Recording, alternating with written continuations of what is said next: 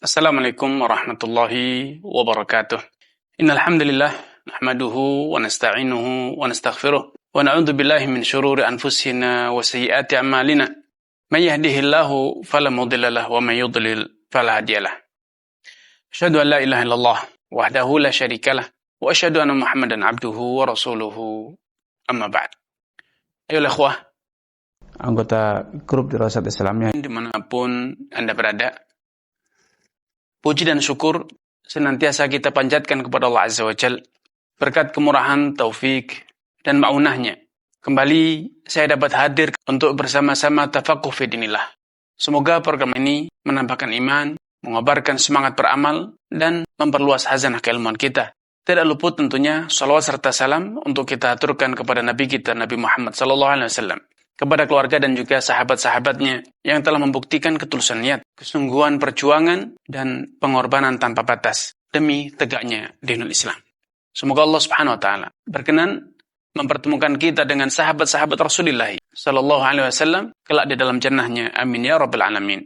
Orang yang ingin berdoa dengan benar dan doanya akan dikabulkan adalah orang yang yakin, betul-betul sepenuh hati dia berdoa. Karena itu dahulu Nabi memberikan pesan kepada kita semua agar tidak melakukan sikap semacam ini. La yakul ahadukum Allahumma ighfirli in syi'ta warhamni in syi'ta.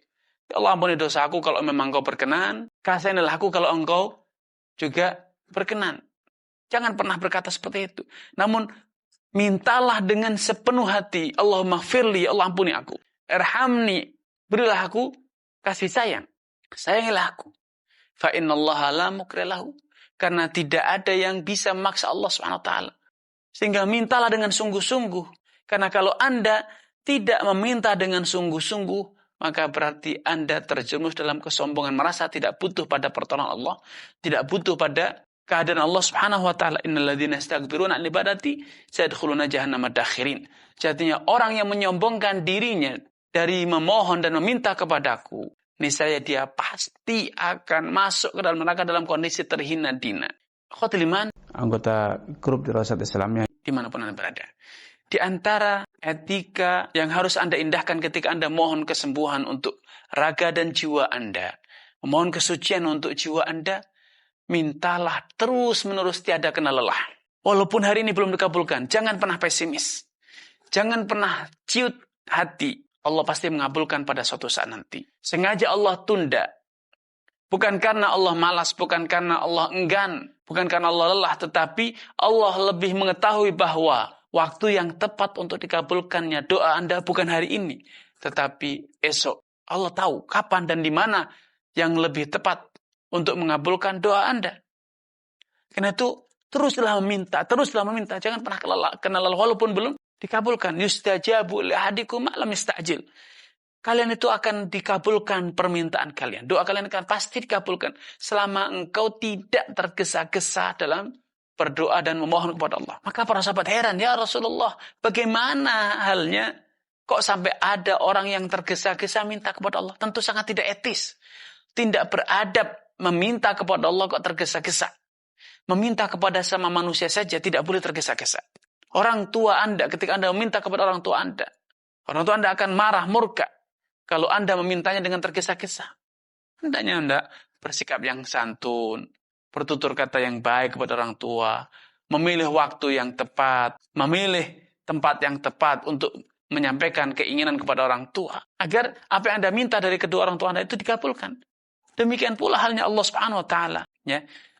Demikian pula Allah SWT, Allah tidak ada yang kuasa maksa Allah. Kalau orang tua Anda bisa saja menolak permintaan Anda karena Anda mengutarakan permintaan pada waktu yang tidak tepat, di tempat yang tidak tepat. Padahal Anda tahu bahwa orang tua Anda akan hancur, lebur jiwanya, hatinya, sedih hatinya, kalau tidak berhasil mengabulkan, menuruti permintaan anaknya. Walaupun orang tua marah seketika, ketika Anda meminta di waktu yang tidak tepat, di tempat yang tidak tepat.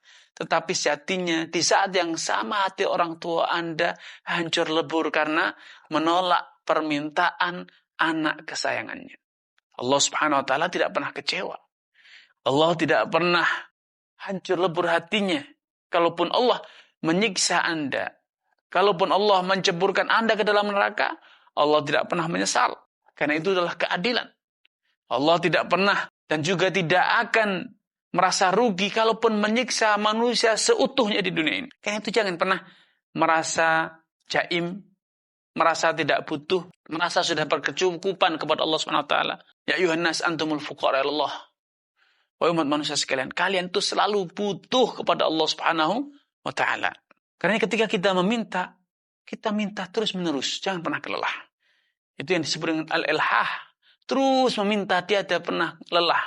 Tiada pernah kena lelah, karena permintaan itu selain itu adalah kebutuhan kita. Permintaan itulah sebuah ibadah. Pembuktian diri bahwa kita lemah, sedangkan yang maha kuasanya adalah Allah SWT. Ini yang bisa saya sampaikan pada kesempatan kali ini. Kurang lebihnya saya mohon maaf. Billahi taufiq hidayah. Wassalamualaikum warahmatullahi wabarakatuh.